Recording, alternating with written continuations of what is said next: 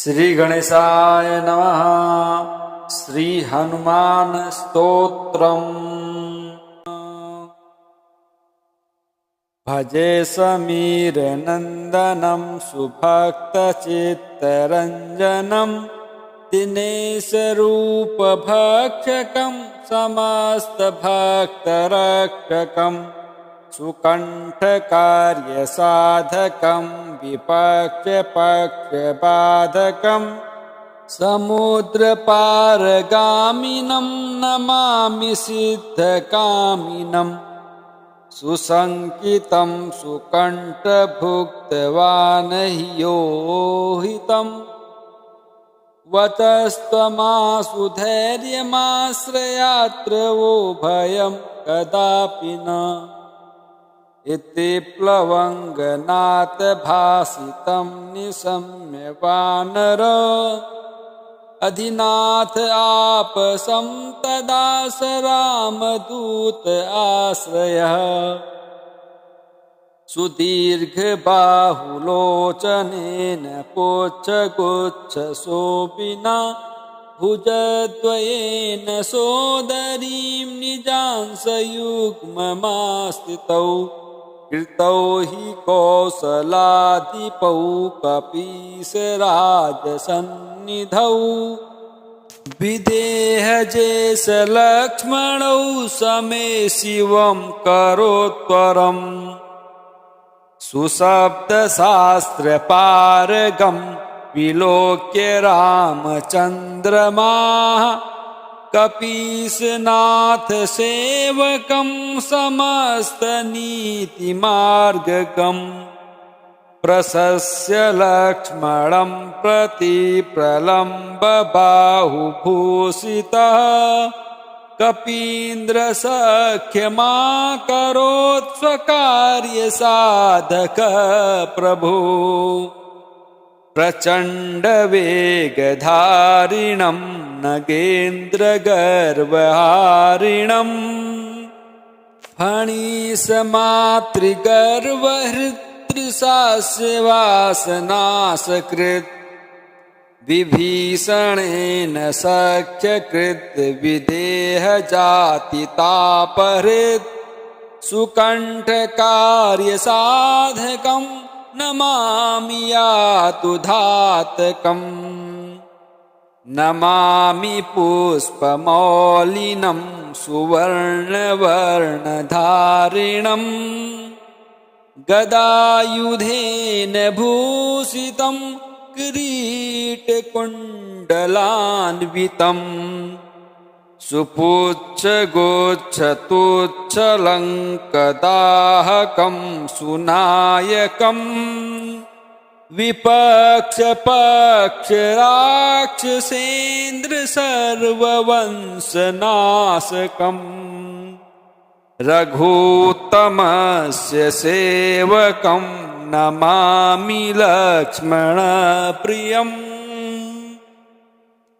दिनेशवंशभूषणस्य मुद्रिका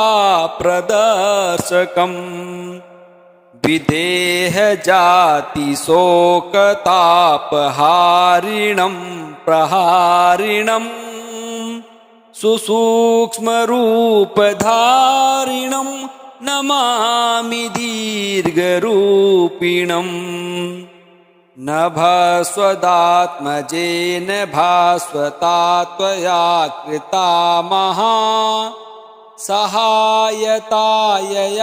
द्वयोर्हितं यभूत् स्वकृत्यतः सुकण्ठ आपतारकां रघुत्तमो विदेहजां निपात्य वालिनं प्रभुस्ततो दशाननं खलम् इमं स्तवं कुजेन्यः पठेत् सुचेतसा नरः कपीशनाथ सेवको भुनक्ति सर्वसम्पदा प्लवंगराज सत्कृपा कटाक्ष भाजन सदा न शत्रुतो भयं भवेत् कदापि तस्य नुस्त्विह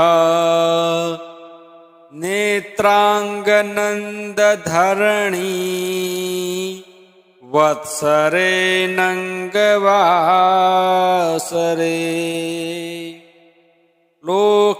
लोकेश्वराख्य भट्टेन हनुमत्ताण्डवं कृतम् भजे समीरनन्दनं सुभक्तचित्तरञ्जनं दिनेशरूपभक्षकं समस्तभक्तरक्षकं सुकण्ठकार्यसाधकं विपक्षपक्षबाधकं समुद्रपारगामिनं नमामि सिद्धकामिनं सुसङ्कितं सुकण्ठभुक्तवानह्योहितं वचस्त्वमासु धैर्यमाश्रयात्र वो भयं कदापि न इति प्लवङ्गनाथ भासितं निशम्य वानर अधिनाथ आपसं तदा स रामदूत आश्रयः सुदीर्घबाहुलोचनेन पुच्छगुच्छशोभिना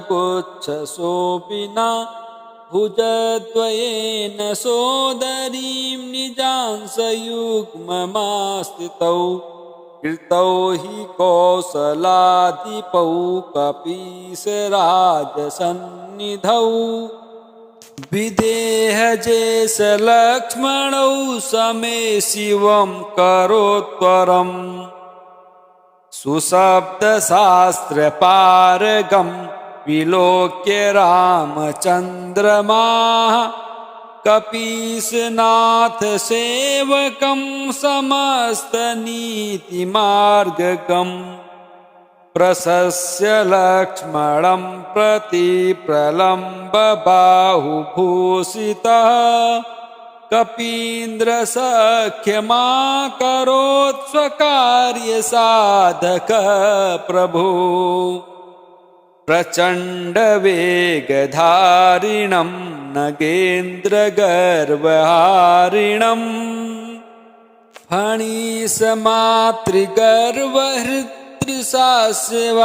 फणिसमातृगर्वहृत्रिशास्यवासनासकृत् विभीषणेन सख्यकृत् विदेहजातितापहृत् सुकण्ठकार्यसाधकं नमामि यातुधातकम् नमामि पुष्पमौलिनं सुवर्णवर्णधारिणं गदायुधेन भूषितं किरीटकुण्डलान्वितं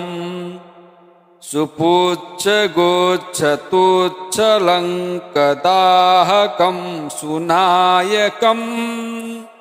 विपक्षपक्षराक्षसेन्द्रसर्ववंशनाशकम् रघुत्तमस्य सेवकं नमामि लक्ष्मणप्रियम् दिनेशवंशभूषणस्य मुद्रिकाप्रदर्शकम् विदेहजातिशोकतापहारिणं प्रहारिणं सुसूक्ष्मरूपधारिणं नमामि दीर्घरूपिणं नभस्वदात्मजेन भास्वता त्वया कृता महा सहायतायया द्वयोर्हितं यभूत् स्वकृत्यतः सुकण्ठ आपतारकां रघुत्तमो विदेहजां निपात्यवालिनं प्रभुस्ततो दशाननं खलम् इमं स्तवं कुजेन्नियः पठेत् सुचेतसा नरः कपीसनाथ सेवको भुनक्ति सर्वसम्पदा प्लवंगराज सत्कृपा कटाक्ष भाजन सदा न शत्रुतो भयं भवेत् कदापि तस्य नुस्त्विह नेत्रांगनन्दधरणी वत्सरे नङ्गवासरे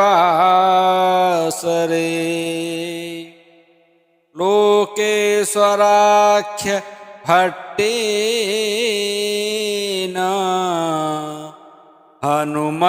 हनुमत्ताण्डवं कृतम्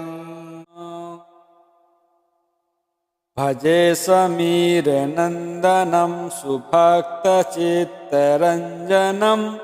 दिनेशरूपभक्षकं समस्तभक्तरक्षकं सुकण्ठकार्यसाधकं विपक्षपक्षबाधकं समुद्रपारगामिनं नमामि सिद्धकामिनं सुसङ्कितं सुकण्ठभुक्तवानह्योहितं वचस्त्वमासु धैर्यमाश्रयात्र वो भयं कदापि न इति प्लवङ्गनाथ भासितं निशम्य वानर अधिनाथ आपसं तदा स रामदूत आश्रयः सुदीर्घबाहुलोचनेन पुच्छगुच्छशोभिना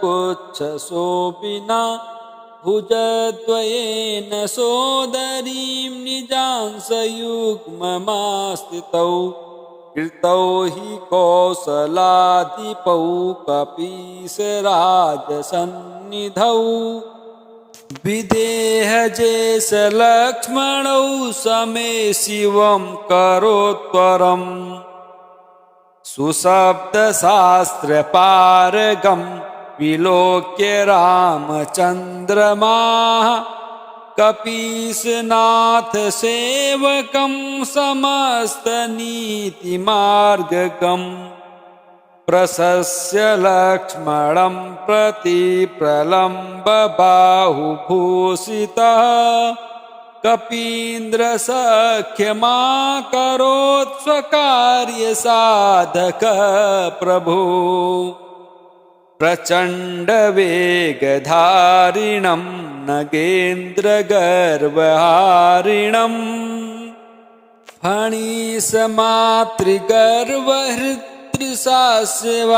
फणिसमातृगर्वहृत्रिशास्यवासनाशकृत्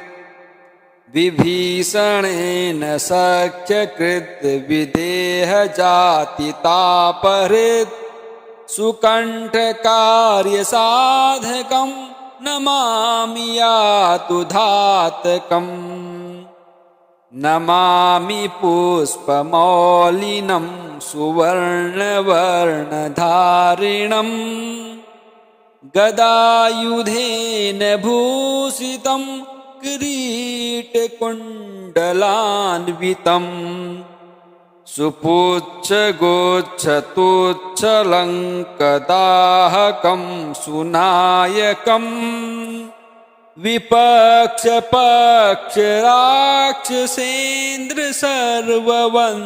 विपक्षपक्षराक्षसेन्द्रसर्ववंशनाशकम्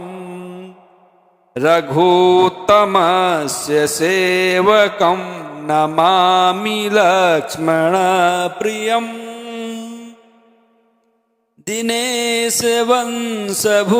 दिनेशवंशभूषणस्य मुद्रिका प्रदर्शकम्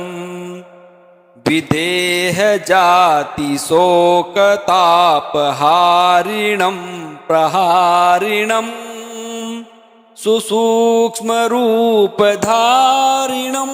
नमामि दीर्घरूपिणं नभस्वदात्मजेन भास्वता त्वया कृता महा सहायतायया द्वयोर्हितं यभूत् स्वकृत्यतः सुकण्ठ आपतारकां रघुत्तमो विदेहजाम् निपात्य वालिनं प्रभुस्ततो दशाननं खलम् इमं स्तवं कुजेन्यः पठेत् सुचेतसा नरः कपीशनाथ सेवको भुनक्ति सर्वसम्पदा प्लवंगराज सत्कृपा कटाक्ष भाजन सदा न शत्रुतो भयं भवेत् कदापि तस्य नुस्त्विह नेत्राङ्गनन्दधरणी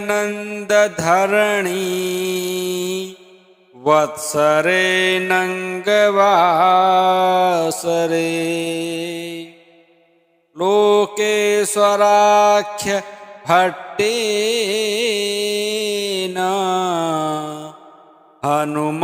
हनुमत्ताण्डवं कृतम् भजे समीरनन्दनं सुभक्तचित्तरञ्जनं दिनेशरूपभक्षकं समस्तभक्तरक्षकम् सुकण्ठकार्यसाधकं विपक्षपक्षबाधकं समुद्रपारगामिनं नमामि सिद्धकामिनं सुसङ्कितं सुकण्ठभुक्तवानह्योहितं वचस्त्वमासु धैर्यमाश्रयात्र वो भयं कदापि न इति प्लवङ्गनाथ भासितं निशम्य वानर अधिनाथ आपसं तदा स रामदूत आश्रयः सुदीर्घबाहुलोचनेन पुच्छगुच्छशोभिना भुजद्वयेन सोदरीं निजांसयुग्ममास्थितौ कृतौ हि कौसलाधिपौ कपीशराजसन्निधौ विदेहजेशलक्ष्मणौ समे शिवं करोत्तरम् सुशब्दशास्त्रपारगं विलोक्य रामचन्द्रमाः कपीशनाथ सेवकं समस्तनीतिमार्गकं प्रशस्य लक्ष्मणं प्रति प्रलम्ब बाहुभूषितः कपीन्द्रसख्यमाकरोत् स्वकार्यसाधक प्रभो प्रचण्डवेगधारिणं नगेन्द्रगर्वहारिणं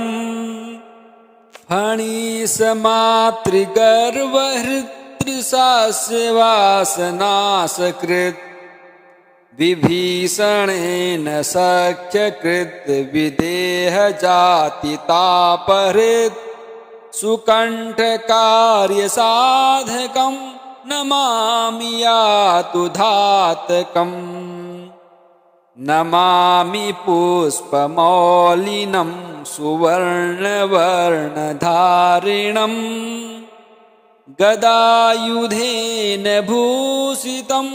किरीटकुण्डलान्वितं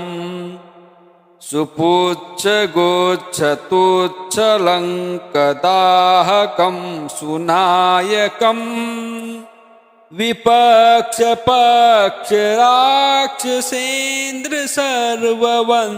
विपक्षपक्षराक्षसेन्द्रसर्ववंशनाशकम् रघुत्तमस्य सेवकं नमामि लक्ष्मणप्रियम्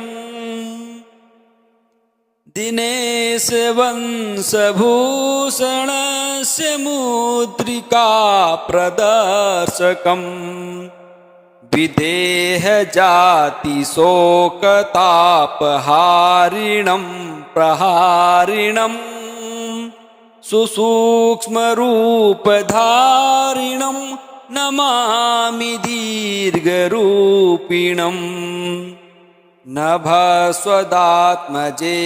भास्वता त्वया कृता महा सहायतायया द्वयोर्हितं यभूत् स्वकृत्यतः सुकण्ठ आपतारकां रघुत्तमो विदेहजाम् निपात्य वालिनं प्रभुस्ततो दशाननं खलम् इमं स्तवं कुजेन्यः पठेत् सुचेतसा नरः कपीशनाथ सेवको भुनक्ति सर्वसम्पदा प्लवंगराज सत्कृपा कटाक्ष भाजन सदा न शत्रुतो भयं भवेत् कदापि तस्य नुस्त्विह नेत्रांगनन्दधरणी वत्सरे नङ्गवासरे लोकेश्वराख्य भट्टेन हनुमत्ताण्डवं कृतम्।